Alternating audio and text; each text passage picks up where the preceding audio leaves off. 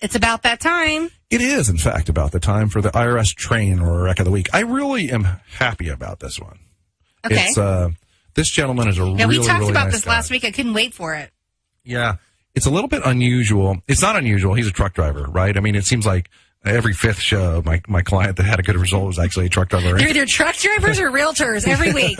And I think it's because or truck attorneys. drivers, owner-operator truck drivers, by the way, are the backbone of the American economy. I mean, everything in this big studio that we're in, every single thing came here on a truck from somewhere. That's true. It probably originated on a ship from China, and then it ended up at a rail yard. It might have gone on a train, but bottom line, everything ended up on a truck before it got to the user. So this gentleman was an owner-operator, and he had not filed tax returns for a lot of years. In fact, I have it written down because it's so darn impressive.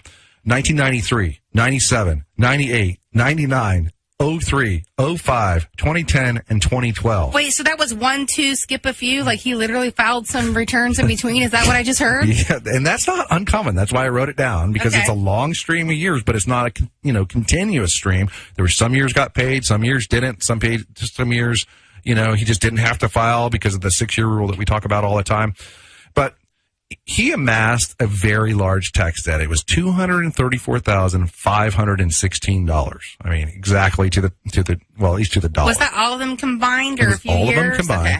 We went ahead, and then they were actually levying him when we filed the offer. And Talk about levy. What does that a mean? levy is where the IRS was garnishing his wages.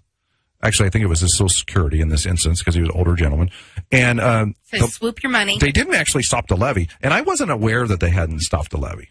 Okay? And he's a really nice guy. He just never said anything about it. So we get the offer done for $1,200. So $1,200 on $234,516. Really, really good deal. I'm going to start calculating percentages on these things. Yeah, last week we were at about 11 cents, I think, and I don't know, this one looks like 3 or 4%. I mean, it's really low.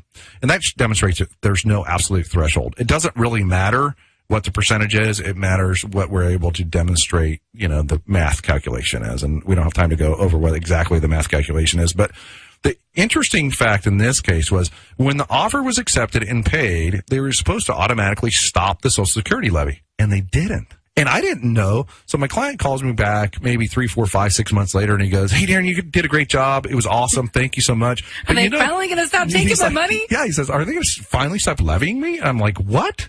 He says, "Well, yeah, they've been levying me since I, first talked to you, and it's never stopped." I said, "Yes, they are. You We're going to get that probably should have stopped." told me that.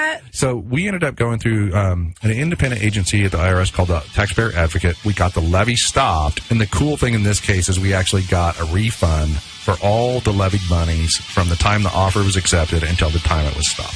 So he actually got a refund check after he got the slamming deal of 3 or 4% on the dollar. Was that a wash, or IRS. did he end up getting money back? No, he definitely got money back. He got a couple $1,000s back, and he was really, really happy.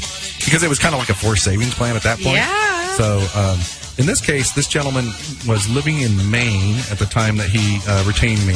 And, Maine's really sparsely populated, so he kind of understood that he was going to have to find someone from somewhere else. And he So ended up there. living in Mississippi.